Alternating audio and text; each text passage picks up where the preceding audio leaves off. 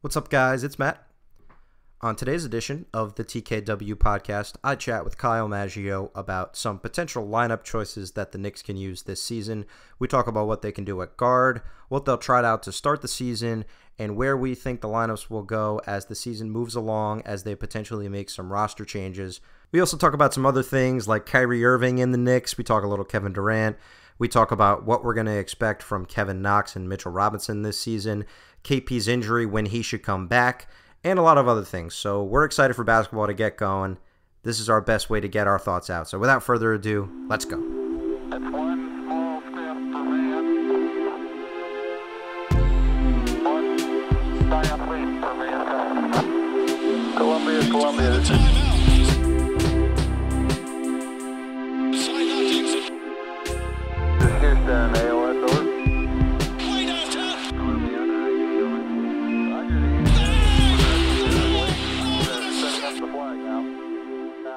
Hello, folks, and welcome to the TKW Podcast. I'm Matt Spendley, and I'm joined, as always, by Kyle Maggio. What's going on?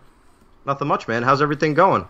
Good. I watched the best team in football just trounce the Lions on Monday Night Football.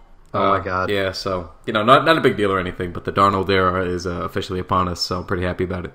We've talked about Sam Darnold and Barkley already on this program in the past, but as a Giants fan, I'm very excited for all the Jets fans, and I thoroughly enjoy watching Sam Darnold be good. You all deserve it. You deserve a good quarterback, because the Giants don't have a good quarterback, and Sam Darnold should be a New York Giant right now. I said it during the draft, and I'll continue saying it. Makes me ill. Yeah, I feel bad for you. No, I don't feel bad for you guys. Don't feel bad. Because Barkley's a hell of a player, so I don't actually feel bad for you guys. But, I know it seemed like everybody just wanted a quarterback, and then they simply did not do that, so... I'm enjoying Sam Darnold here. I'm enjoying his hopefully season-long connection to Quincy Enunwa, the long slept-on receiver of this team. I love Quincy Enunwa. I also love Robbie Anderson, besides all of the legal issues that he has. But as a player, he's great. Yeah. As a player, he's just fantastic, and I liked what I saw. And but Enunwa was just a fucking animal. So that was really fun to watch, especially because he just missed the whole season with that neck injury. So people were a little worried. He was good. Like, I think people forget when he played. What was it, 2 years ago now? Like, he was a pretty good wide receiver. He was very good. Like came out of nowhere, good, and then injuries happen, and I don't know. He looked really good, and hopefully that's a connection that that'll be there for the whole season. Not just because I'm a homer and I'm biased and I'd like for it to happen, obviously, but I also picked up Quincy Enunwa in a few fantasy leagues because that's all you need then. Well, because I try to tell people, I was just like, nobody's talking about him. Robbie Anderson's going to be the deep threat, and then a rookie's best friend is never the deep threat. It's the guy 100%. it's going to be the guy who's in the slot, who's going to go over the middle, line up a bunch of different ways. And I was like, I just feel like he's going to get targeted a lot. And I picked him up, and again, I don't want to toot my own horn yet. I don't want to pull him at Spendley and celebrate a little too early. Okay, let's relax. Pull out an example of this. What is this? Yeah, you know what? I'm stumbling. I can't even think of an example at this moment. But something with Didi Gregorius. I'm sure. Yeah. Pull out anything from that. But I don't know. I'm excited. Hopefully it's a good season. Hopefully, I hope so. I was at the Giants game on Sunday, and it poured rain the whole time. And as much as I didn't like the Barkley pick, it was really cool to see him rip off that 68-yard touchdown for his first score in person. It was beautiful. Yeah, it was awesome. But of course, Eli missed throw after throw all over the field. In fairness, that was a tough defense to play. That's a really tough secondary. A very tough defense. It's 100% true, and it's tough, especially the way they play a lot of zone schemes. And for a guy like Eli, as you get older, his brain's still there, but zone it's harder. You got to fit it in certain pockets, and when you have a guy like Odell that can just break away, I think Eli just doesn't have the skill anymore to be able to throw the balls that he has to. It's just a fact.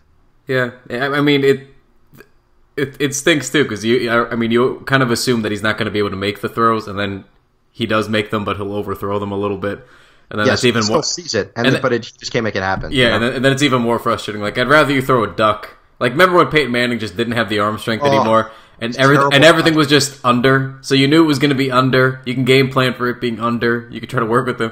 But then, like, with Eli, it's strange because it's just like, he's getting up there, doesn't have the arm strength, and he's just, like, gunning, just overshooting sometimes. And it's like, well, what can you do about that? It's frustrating. But football's back, so that's exciting. Yep. But we are also getting closer to basketball being back. And before we get into some of our conversations, I want to address what we tweeted about and tell a brief story before we get into the pod, because we had Adam and Eric from Knicks Gaming on the pod. So Kyle and I decided to record this pod during our workday, during our lunch breaks, because that was the only time that worked for them. So I decided to go into my car at work, record the podcast, and as I'm going, my connection starts breaking up, and about 8 minutes into our conversation, my computer just starts overheating, and it freezes. But the call was still recording, and I could still hear them speaking, so I just let it go. And much to my chagrin, when I checked after and brought my computer inside the office, it didn't record. So we're hoping to have those guys on later and have another conversation with them, because they were great guests, and we hope that we can continue to bring you guys Knicks gaming coverage, because it was a great season for them this year and it was a ton of fun to watch. So keep an eye out for that. But in the meantime, my fault, and Kyle did a great job without me. So props to him, no props to me. Bottom line. It's the lost tapes, and just to make you feel a little bit better, and I wanted to let the fans know too.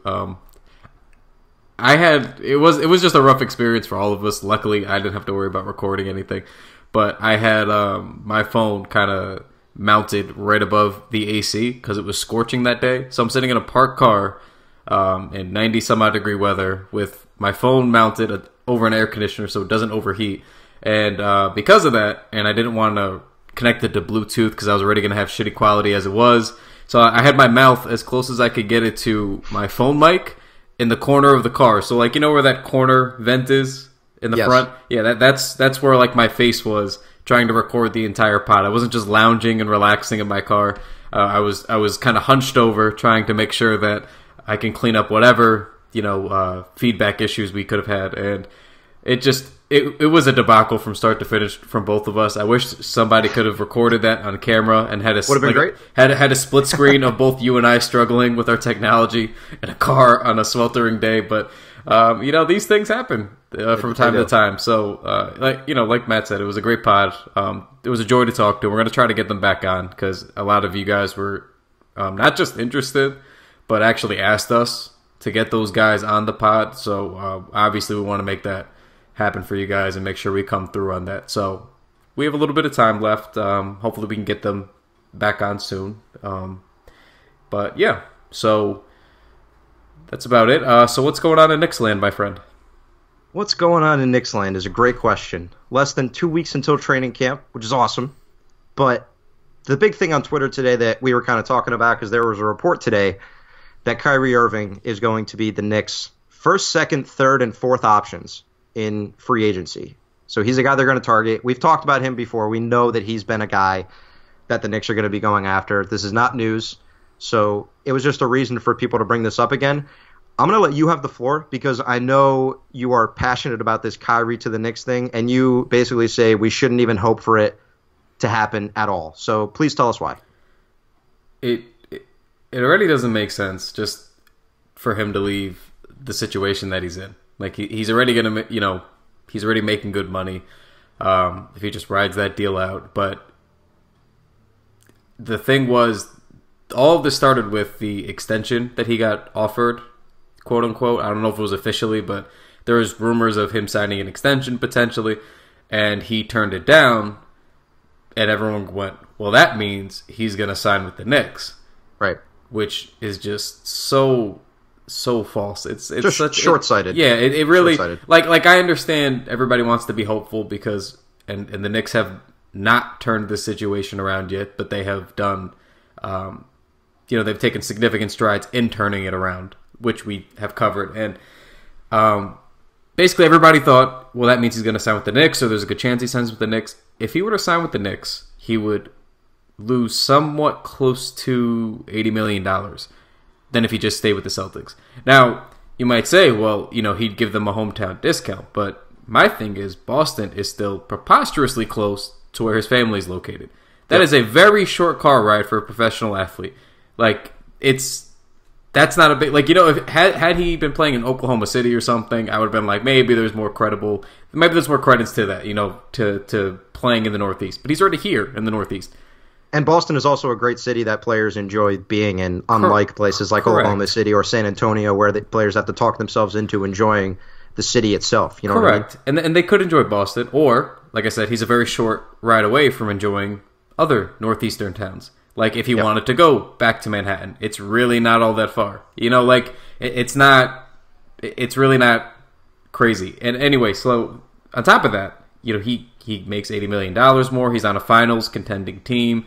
And they're not like a window's about to shut contending team. They're the window is wide open contending team because they're all so young.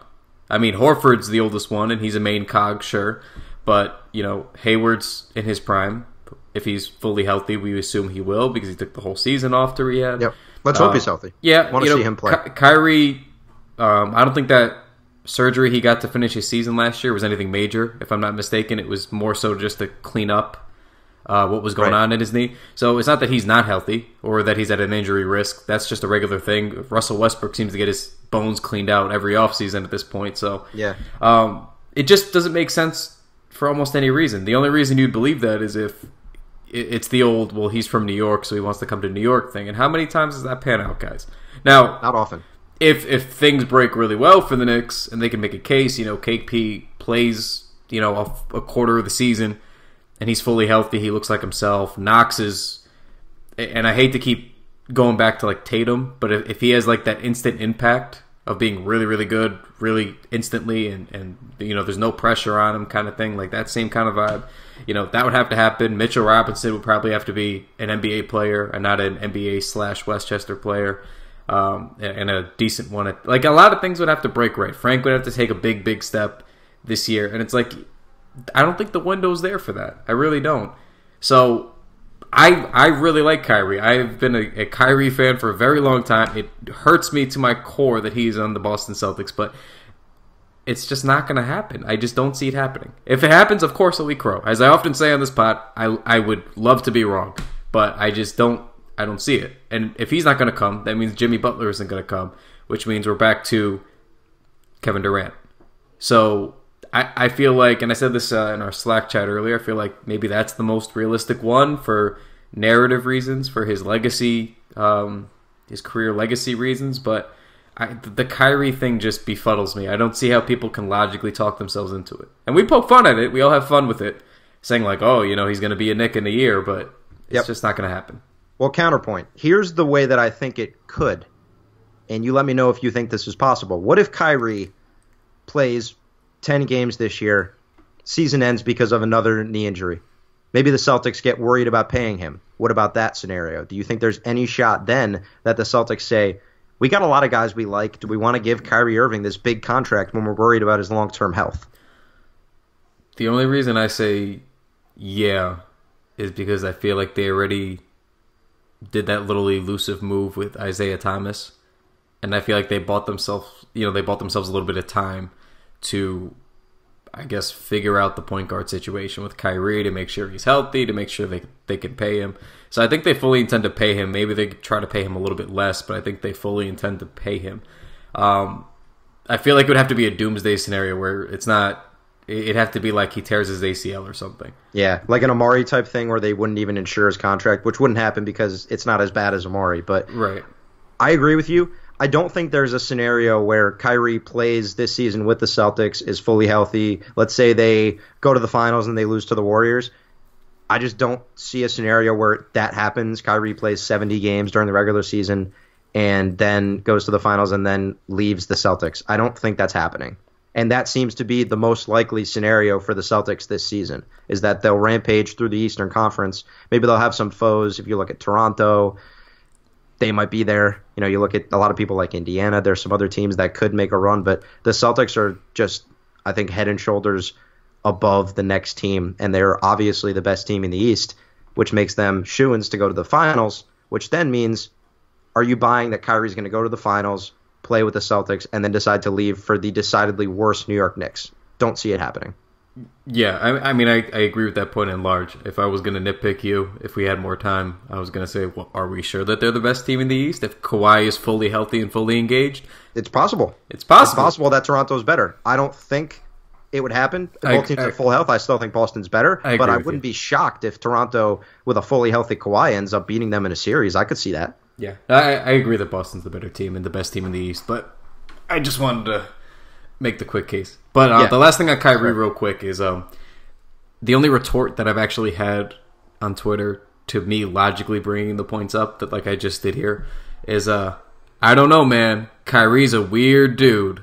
And I was like, yeah, like that's true. That's true. I can't really dismiss that, but I don't think he's weird enough to overlook not only a really good on-court situation, but the best financial situation. Weird dudes still love money, man. Everyone loves money. Weird dudes still love money. Like this, like all the things, even legacy standpoint. Like you get to unless by some strange chance, it's like a 2010 Miami Heat collusion thing where him, Jimmy, and KD are just like, hey man, we're getting the fuck to New York one way or another. Like, you know, tell Steve Mills and Scott Perry they got to clear some fucking contracts because we're gonna get there. Unless it's like one of those scenarios which no one saw coming back then. Yep. It's just, to me, it's just not gonna happen. Do you think Kyrie's legacy is kind of bulletproof because of the shot in the finals? Like, do you think he could do whatever for the rest of his career unless he completely flames out and he'll have just like a great almost moment that will define the NBA for a lot of us that grew up with him, no matter what happens for the next 7 to 10 years? I'd be inclined to agree, but I'm more so inclined to agree because of the situation he landed in. Yeah, you know, it's one thing if he would have done all those great things, had the great run in Cleveland, had the shot, you know, had won the ring, and then they moved him to Sacramento, or if they moved him to Phoenix, or if they moved him to like maybe like the Pistons, like a middling team, like, you know what I mean? It's like I don't on the Pistons. That's just because then he's gonna play the majority of his career not on a contender. Probably he's gonna spend his prime years not on a good team even, and then what happens to your legacy then? Do we just write you off as a younger kid who hit a big shot in a clutch moment and was very good elsewhere for a while but didn't really achieve anything? Or now, I that's what I'm saying, I look at it now, it's like, well, he did all that and then he lands on what at the time was his Eastern Conference opponent, which, you know, now he's, you know, the driving force of it. And they're probably going to make a couple of finals runs in the next couple of years, granting, you know, health. So I think he's kind of a lock from a legacy standpoint for the shot, and then where he landed. I can't see him taking a hit going forward. Last thing on these guys, I think if you're a betting man, like I think there's a better shot Durant would come to the Knicks than Kyrie. That's how I feel. I feel that way pretty strongly. Because at least you can sell yourself on, you could sell yourself on the narrative for Kevin Durant. The narrative for Kyrie has never really added up to me either. I agree with you on that. It's been a reach. You know, at least Durant, it's like, it makes sense. Like, that is to me a legit narrative. Like, he doesn't have anything else to prove. Right. You know, they're going to need to re-sign Clay pretty soon. They're going to have to pay Draymond after that, if, you know, not including Kevin Durant. You know, guys are going to get paid. At some point, that team is going to split. That's just the nature of the NBA. So why not go cash out somewhere else and try to shake off? To me, it's like out of the LeBron playbook of reviving your career. Like, you did what you had to do. You got hated. And you know what? I'm going to take my finals MVPs and I'm going to take my championship rings, which will probably be 3 after next season. And I'm going to mosey on over to New York because I'm already going to be a top 15 player ever, like guaranteed. Mm-hmm. So while I'm still in my prime, I'm going to go sign this deal. I'm going to go play with Kristaps, a budding young star who's hopefully healthy. I like these young players that they have. You know, assuming, again, like I said before, Knox, Robinson, and Frank all prove that they're either very good, take strides, or actually just solid NBA players. And then you could all of a sudden make the case that the Knicks could make a run in the East with Kevin Durant because the Eastern Conference is weak. I won't feel dumb if Durant doesn't come to New York just because of what you just laid out, because in my head, it'll always make sense, and it's a logical argument. So I think if he decides not to come, it's just because it's not what he wanted to do. It's not like we had delusions of grandeur about what Durant could have been or what he had in his mind. Like, that was always an option that was on the table. And if he decides not to come and decides to stay in Golden State, then that's just what he wanted to do. But that option was always there for him and always made logical sense. Yep. So, all right, either way, let's get into some lineup talk, because with spring training, oh my God, I'm in baseball mode still somehow. Training camp, football, basketball. With training camp coming up for the NBA, and then that means preseason games, which, what are we, like 17 days from the first preseason game? Is our first preseason game October 1st? I think it's right at the beginning of October, so we're not far from that either, which is awesome. I'm just going to look it up real quick. So we just wanted to talk a little bit about some first. Okay, great. Talk about some lineups, what we expect to be the starters, and who we think could work well together, because we see some roster turnover. There were some guys that had a lot of minutes last year, like Michael Beasley and Kyle O'Quinn and Porzingis, that won't be playing at the beginning of the year. So we're going to see some interesting lineup choices. So, Kyle, why don't you give me who you think will be the starters on Game 1 of the 2018-2019 NBA season for the New York Knicks? I'll give you what I think's actually going to happen, and then what I like to see happen. So what I think's actually going to happen is I still think Frank gets the starting nod for point guard. I think Timmy's going to play the 2. I think they'll give Knox the 3. And then probably some... I really don't know who's going to play the 4 a bulk of the minutes. I'll say Lance will probably start, only because of Fizdale's comments about him in the offseason. I agree with Lance. And Cantor's obviously going to be the center. So what I'd like to see, and I'm sure you and most others would agree, is France, Timmy, Courtney, Knox at the 4, and then Cantor at the 5. Are we just calling Frank France now? Because I'm on board. Did I say France? Yeah, you just said France. So France is going to play. Going to start at the 1. I love it. I'm on board. Yeah, I agree. I think that when we're looking at the starters, the thing that we'll end up talking with Knox is, is he going to play the 3 or the 4? What position is he going to play more minutes at? And that's something we should follow with him, because it's going to depend on the type of spots he ends up with in an offense. It's going to depend on what type of shooting is around him. And when you end up with a starting lineup with Knox at the 3 and Lance at the 4, you have both Courtney Lee and Mario Hezonja coming off the bench. And I don't know if I see that. And I know Fizdale has made some comments about playing Hardaway and Lee together. But at the same time, can you really see Courtney Lee and Hezonja both coming off the bench? I can see Hezonja. I'm really just struggling with Courtney Lee. And we've talked about this before, but I don't know how they can sit him, I guess, in good faith. You know what Courtney Lee feels like right now? He feels like that guy when you're out at the bar, and you're at just a pretty normal bar in the city, and there's that guy kind of sitting at the bar, and he's like 40, and you're like, what's this guy doing here? Doesn't he know that everyone around is like 23, 24? Right. What's going on? Because Courtney Lee's not that old, but for the purpose of this team, he might as well be, and it feels like it, because you don't exactly know what to do with him or where to put him. Yeah, because, ideally you want to move him, but you can't move him if he's not playing. And you're not going to move him just to do it, because they want to actually be able to recoup some value. And that's why he's been traded so many times at the deadline, because he's a desirable asset that teams really want at a deadline, because he plays defense and he shoots threes. What more can you ask for from a 2 or a 3? Not much. So I'd like for him to... I don't know. That's the guy I can't see sitting. I feel like somehow Courtney's going to end up starting, but then that means Knox wouldn't start, and then that makes my brain hurt, so I don't know. Right. Would they really do that? Because Hardaway and Cantor are 100% locks. They're not coming off the bench. Never once getting paid too much money, specifically Hardaway. I got those 2 in with pen, and then I have Frank in with a pencil. I simply cannot see them giving Trey Burke or Manuel Mudiay the starting job. I can't.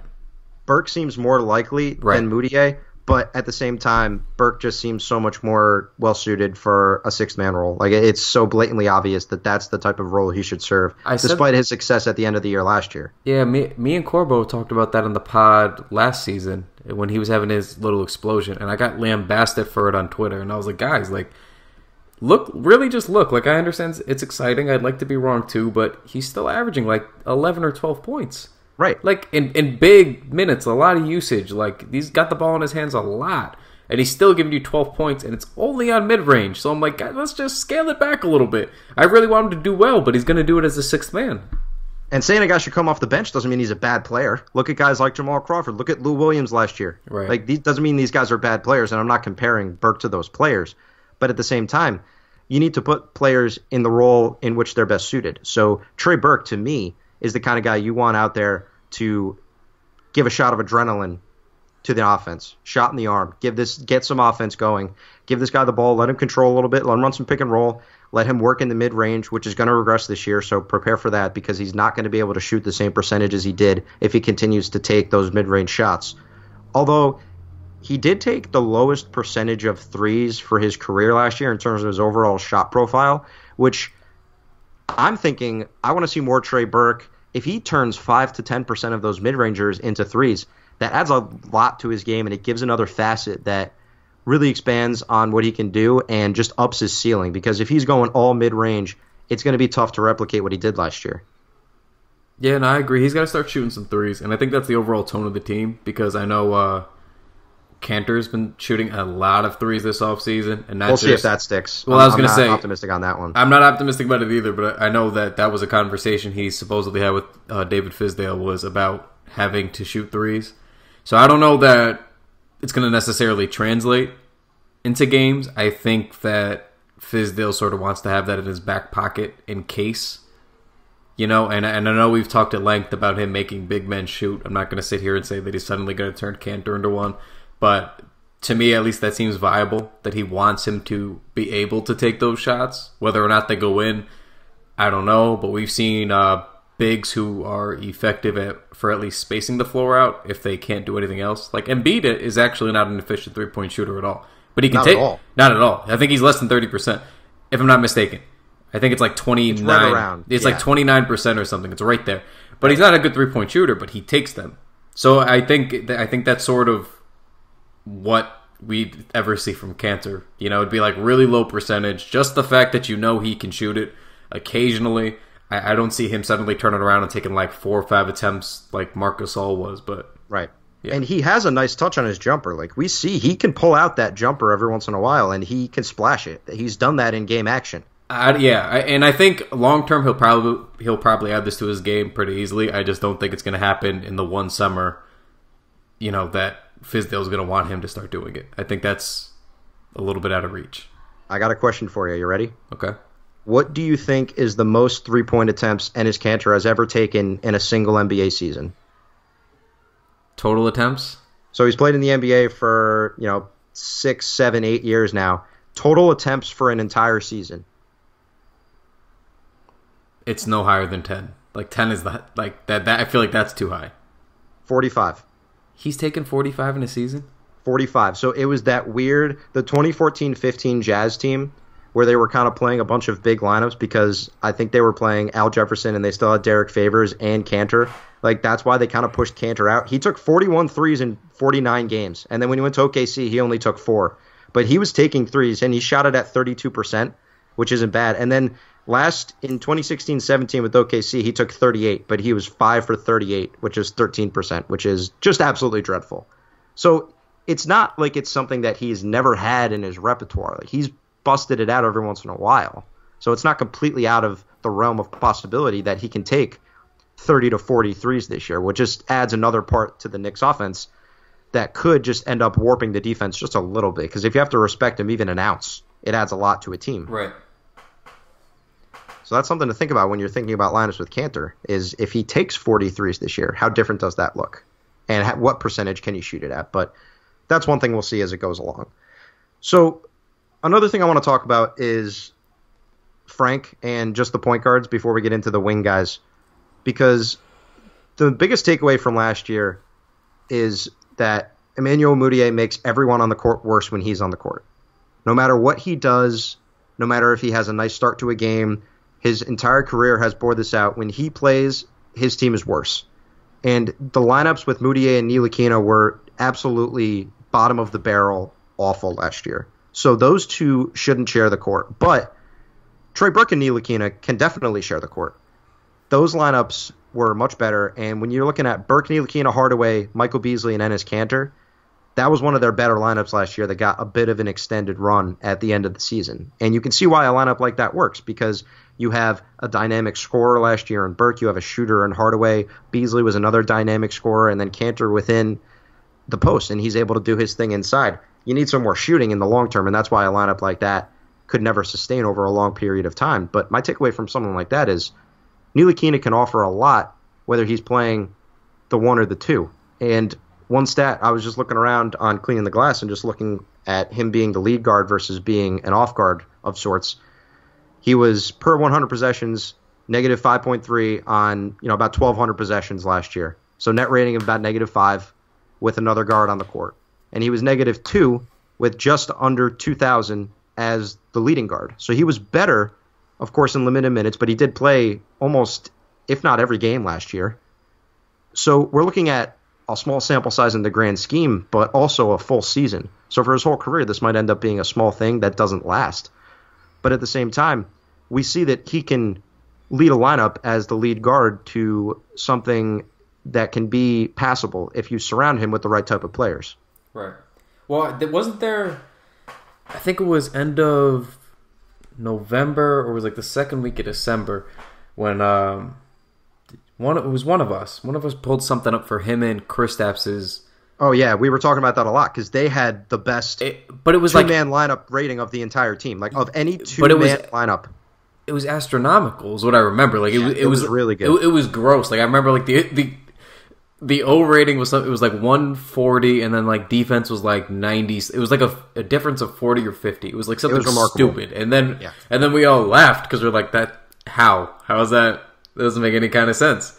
So I mean, we argue about Kristaps being very impactful defensively, even when he's being inefficient offensively. But that's the exact kind of thing is. If you're consistently bringing value in other areas, and it's not just regular value, sometimes elite value, like that shows up long term. Like the longer you're playing, the more you play, the more you can show those skills off. Like that does show up in those kinds of things. So I'm very excited to see what Frank does this year, man. That's the number one thing we're tracking. Where he's playing, who he's playing beside. But I think you just need to manage the Mudiay-Ntilikina minutes just shouldn't happen because they're clearly a bad match. Neither one is much of a threat from three, and I hope that Frank progresses this year and can flash that three-point ball at a little higher percentage. But Mudiay, he's not someone, I think, what did he miss? Like his first 15 attempts from three as a Knick, it was something just awful. So that's not something we should expect from him. I want to limit the minutes together for those guys. And Mudiay is just an interesting case because we've talked about this in Slack. What do you do with a guy like him if he's not starting? Because he's not your prototypical guard to come off the bench. Yeah, that's my thing. I always felt like he either had to be a starter or there's probably not a spot for him in the league. And at this point, he's not a starter. Exactly. We know that. We have enough to say this man should not start in an NBA game. He kind of reminds me of when, and this is going to sound just malicious towards him, but he kind of reminds me of, when older guards who were once very good at things, they just age and they're no longer as effective, and they just kind of come in to be like a game manager. Just, hey, don't turn the ball over, don't shoot too many shots, try not to shoot almost ever if you can. Just AKA the Knicks point guards at the beginning of the year last year, Ramon Sessions and Jarrett Jack. Essentially, and even remember like when Chauncey Billups got traded to the team, and Chauncey was solid, so I'm not slandering Chauncey, but I mean like Anthony Carter would come in and just not turn the ball over. We'd even have like Tony Douglas who could shoot threes, but basically it was like, hey man, don't go nuts. And that's what Calderon was like too, right? They were just like, just don't turn the ball over and just shoot threes. So like it's you're not adding anything to the team. I feel like that's the only way he's really effective now is like, don't let him do much offensively and just let him be game manager. And I feel like that's the only way where you have to tell him to be super conservative.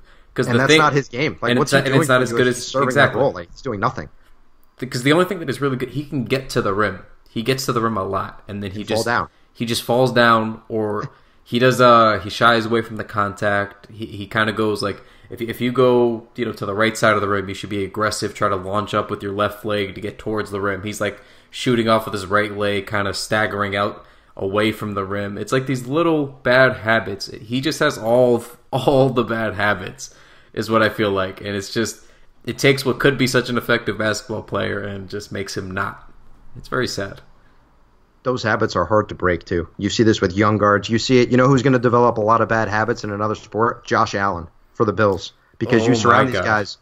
And it's like, I think Dennis Schroeder had this happen to him, too, with Atlanta. You give these guys the ball and you say, just go out there and play basketball. You're our lead guard now. And that's kind of what the Nuggets did for a little bit with him.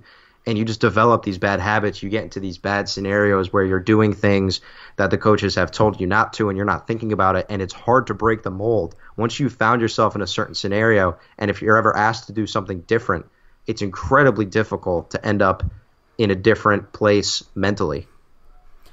Yep.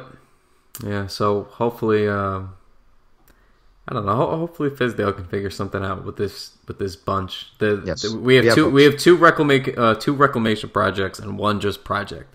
So hopefully he just realizes that he'd be better suited to work on the project, and the reclamations can come as they come. But who are your reclamations? Well, the reclamations are Trey and Moutier.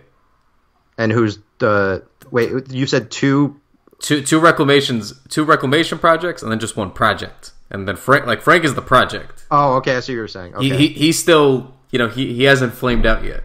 I thought you were trying to find a clever way to segue us into the wings, and I thought you were going to shoehorn Hazonia in. Oh no, that would have been good. I missed it. I was ready for it, man. I missed it. I was giving you a lot of credit. So speaking of reclamation projects, there you go. You got this down. You were killing it tonight. Yeah, yes. So how about that Hazonia? Yeah, I think he's someone. The thing with Hazonia that we're going to need to keep an eye on, which was intriguing looking at the lineups that they threw out last year, the Magic.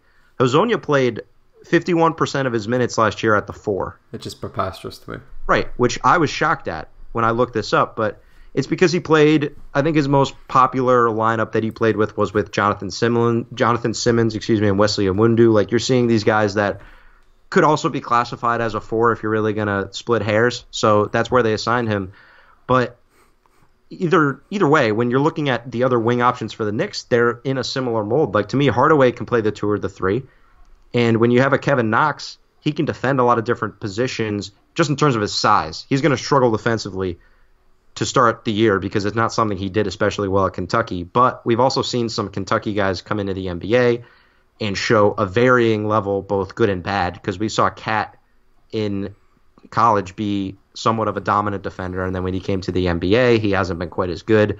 So it's hard to peg those guys down just because they play such a different scheme under Calipari. But at the end of the day, with Hazonia, he has exactly what I want from my wing, and that's shooting, which the Knicks didn't have from some of their wings last year. Michael Beasley served them well, but he wasn't helping you space the floor at all.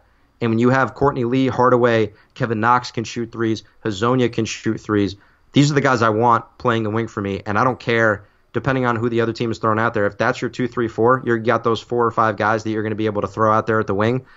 As long as you can match up defensively and hold your own on that end, I just want to see the Knicks have more shooting this year from their lineups. That's the bottom line. No, I mean, we've bitched about this for like 3 or 4 years now. A long time. A really long time. It feels stale, but I'm going to keep saying it until it changes, and this feels like the year it should change, but we'll see. I just want top half of the league in three-point attempts. That's all I want to see. I don't want them to go to like number 3. I don't want them to do anything crazy like the Nets did where all they do is shoot threes, but we need to see some sort of progression here. They have enough guys on this team that can shoot threes and that can make this happen, especially with Hardaway and Hazonia, 2 guys that we just got to see them shoot more threes, because even Hardaway last year, his percentages were bad. They're going to improve this year. I will do anything if he shoots worse from 3. I'll make any bet with anyone. Tweet at me, tweet at the podcast account. I'll do anything if he's worse from 3 this year than he was last year. Just putting that on record. It cannot happen. It just is not a thing that's going to happen. Exactly. But for me, they don't even need to be top half. Like, top half is obviously what you shoot for. If they were like top 20, top 21, 22, right. Like I'd be thrilled, because they've been like below 26, 27 since Steve Novak and the 2013 team fell apart. They've had nothing. So if they could just get back into like the top 2/3, I'd even settle for. Just get somewhere. Don't be in the bottom third. Just get out of the basement is really, because I understand that even though we have shooters now, they might not be the most talented guys. So I get how maybe you don't want to shoot all your shots out there. Maybe you don't want to put too much of an emphasis on it. I would understand. But just get out of the basement.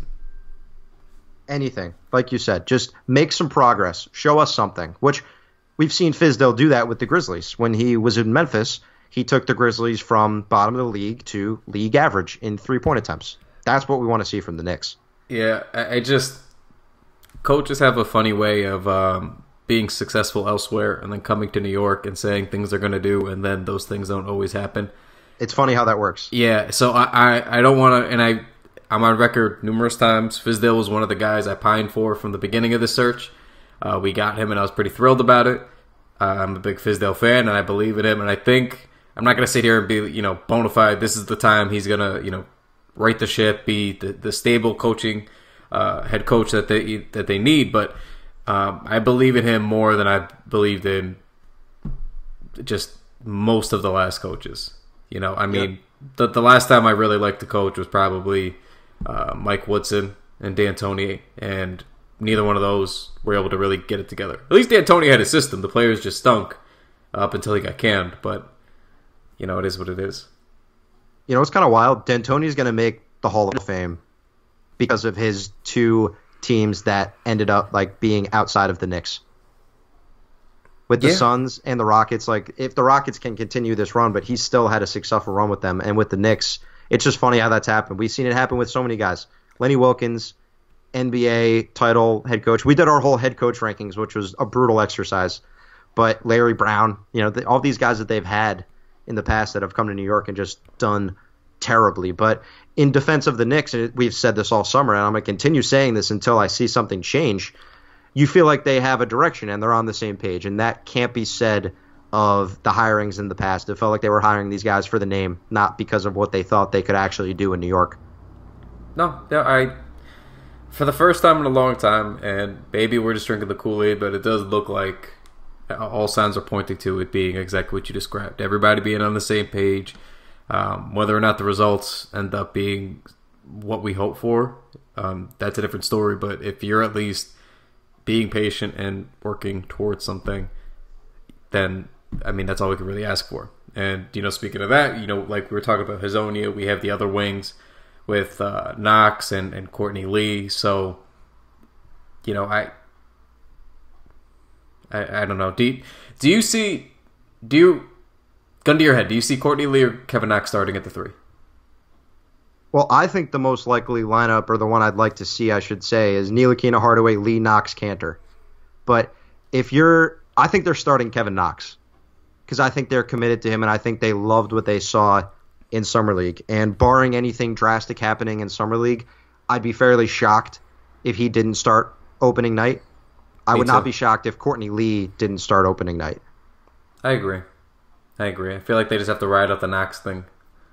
You have to. And especially if he looks good in preseason, if he can hold his own, which I don't think there's a scenario this year where Knox is just absolute garbage.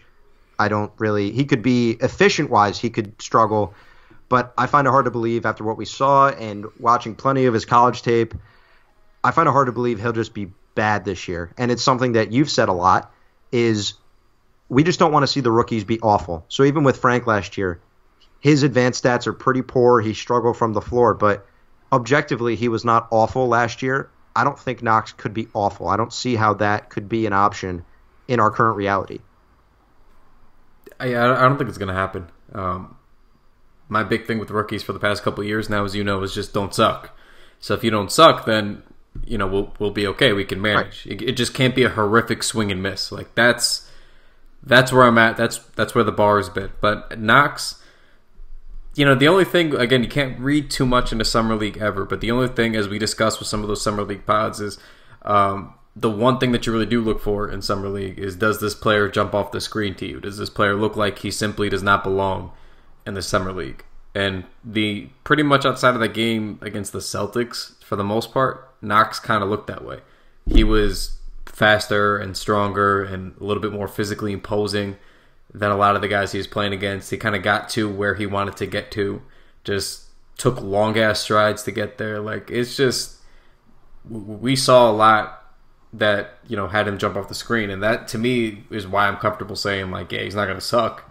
You can't come out and be that good against, half NBA competition, half fringe guys, and look and just totally trounce them, and then come in and then suck. Maybe, sure, you're not going to be as good. Sure, you're not going to average 21.5 points or whatever he averaged in the Summer League.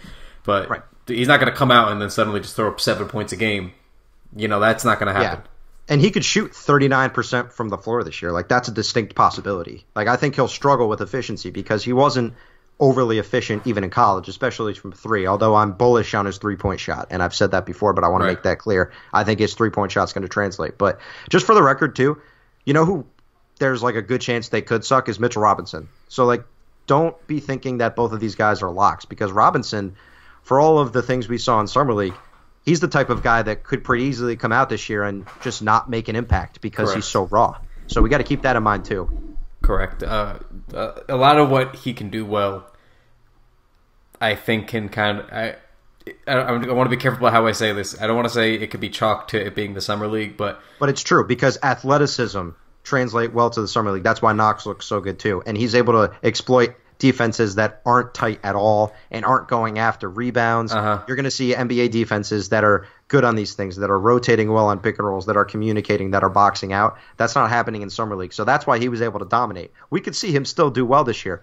I'd be much more bearish on him in terms of a possibility of being good this year than Knox. Obviously, it's all relative because you're talking about first-round pick, second-round pick. But the level of volatility with Robinson is much higher than with Knox. And again, relative to their draft position and skill set.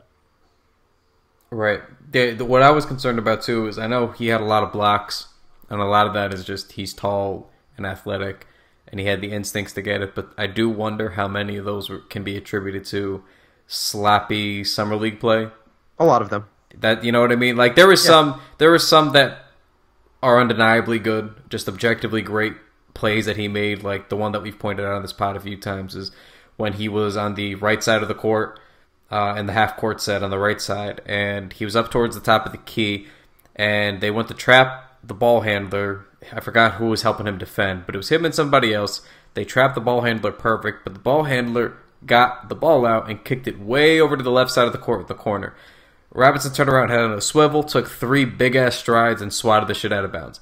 That's a perfect block. Like, that's a better than perfect block. Like, so those things you should get excited about. But he compiled like 4 or 5 blocks a game, which that's great at face value. But look at some of those shots that those players are taking. Like even Kevin Knox. Look how many bullshit, left side of the basket trying to go up with his right hand shots he was trying to take. And that level of play is just undeniably there in the Summer League. So I don't want to start shitting on Mitchell Robinson, but I understand your point of we can be a little bit more cautious on Mitchell Robinson versus what we expect from Kevin Knox. It does make a hell of a lot of sense. Last question for you. Game 82 for the New York Knicks of this season. What's the starting lineup you want to see? Game 82 for me means, and this is assuming that they're not in the playoffs. Not in the playoffs. So the way I see it is, I'd hope Frankie's still starting at this point. I believe in Frank, so I'd say Frank's still going to start. Timmy's still going to be the 2. Knox is still going to be the 3. But then I'd like to see them somehow incorporate Robinson. I don't know that he's going to start, but I'd like to see. I don't know if they would ever do like Cantor at the 4 and Robinson at the 5 or vice versa. That would be awful. It would be awful. But I just want to figure out a way. Maybe I don't know if they'd rest Cantor, but I'm trying to find out. Well, there's an easy answer here that you're missing. What's that? Because Porzingis should be back, right? Yeah, but I don't want to. So here's your ideal starting lineup if you're a Knicks. But I'm biased because I want him to sit. I want him to miss the whole season. But the best way to think about this is I want to follow the Paul George model. And are we in agreement with this? Or do you want him to not play a single game all year? I would prefer if he didn't play all year. Only because he's such a freak athlete and has a freakish build that I think that makes it different than, Paul George has more of an average wing player kind of build where Paul George comes out and that was also a bone thing too, and it was different. I just feel like this is a structural major ligament for a guy with a build and athleticism that maybe we haven't seen before, and I just really, really don't want them to fuck it up by having him rush back. But I really honestly do understand the Paul George play because that's a slow bring back where you play like a little bit of minutes here and there and you kind of work back in and you're not going to go over the top. That's what I would like to see. I want him to play 6 to 10 games at the end of the year, just get his feet out like under him and just see what he can do on the basketball court. and he doesn't have to start. But if I'm a Knicks fan and I'm thinking game 82, my starting lineup, I don't even think twice. It should be Ntilikina, Hardaway, Knox, Porzingis, Kanter. That's the lineup. If that's the lineup that starts game 82, I'd be thrilled. Okay. That's what I want to see. No, I wouldn't have any problems with that. I wouldn't have any problems with KP coming back like that. And we'll see if it happens. But we are not in agreement with anyone that wants him to return before February. I know there's some people talking about Christmas. I just don't know why anyone would want that. Why would we want to put him out there earlier than he should want to? Because we shouldn't even want the Knicks to really make the playoffs this year. And obviously, if they're going to make a run with this roster, that's great. But my point is, when Porzingis comes back, the season's going to already be spoken for at that point. The Knicks probably won't be very good.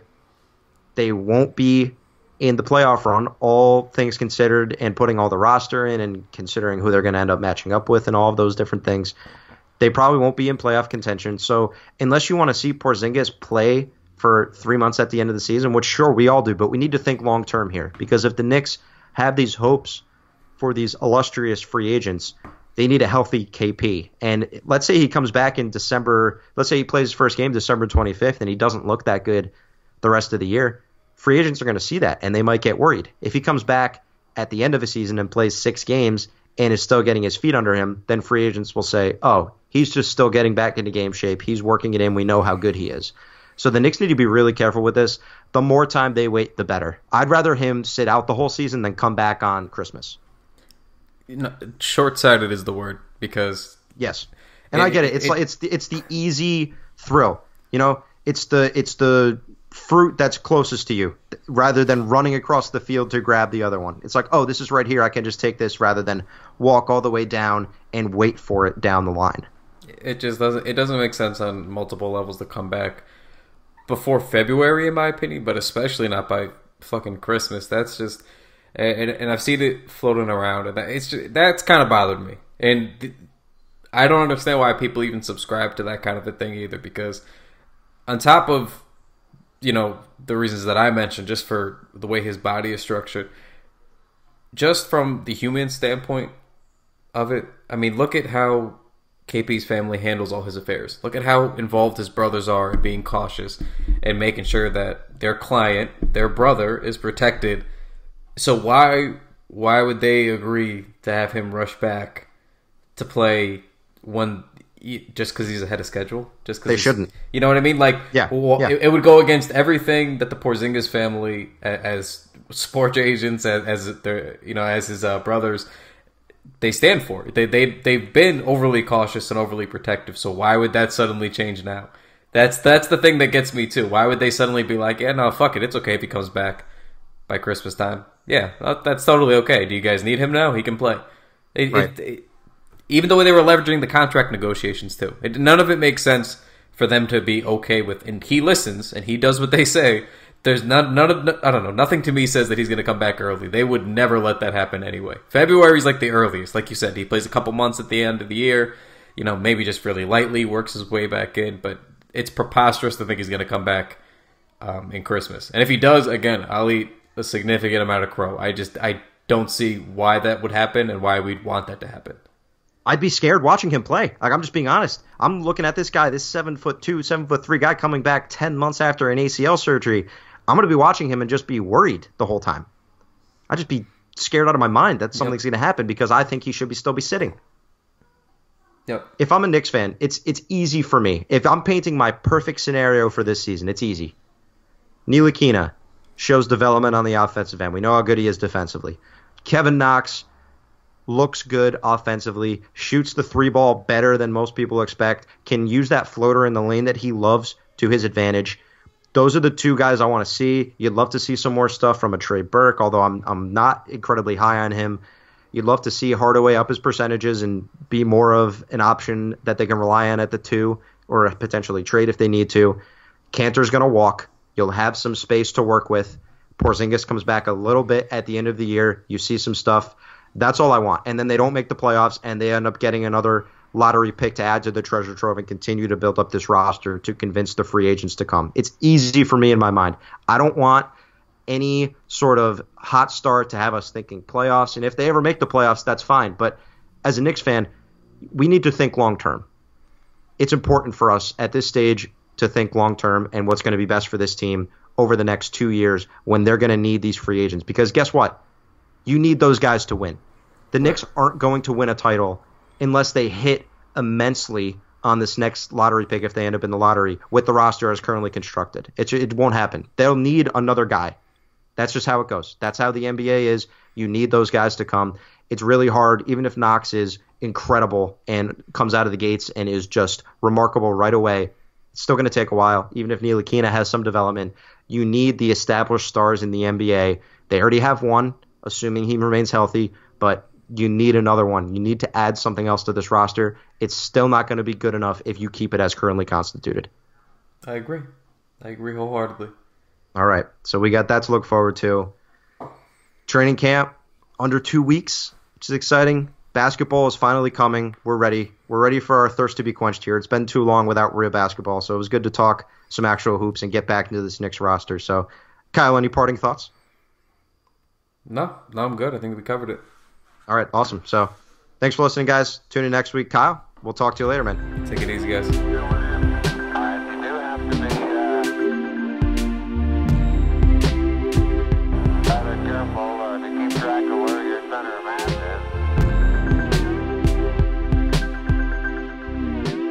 Feet underneath.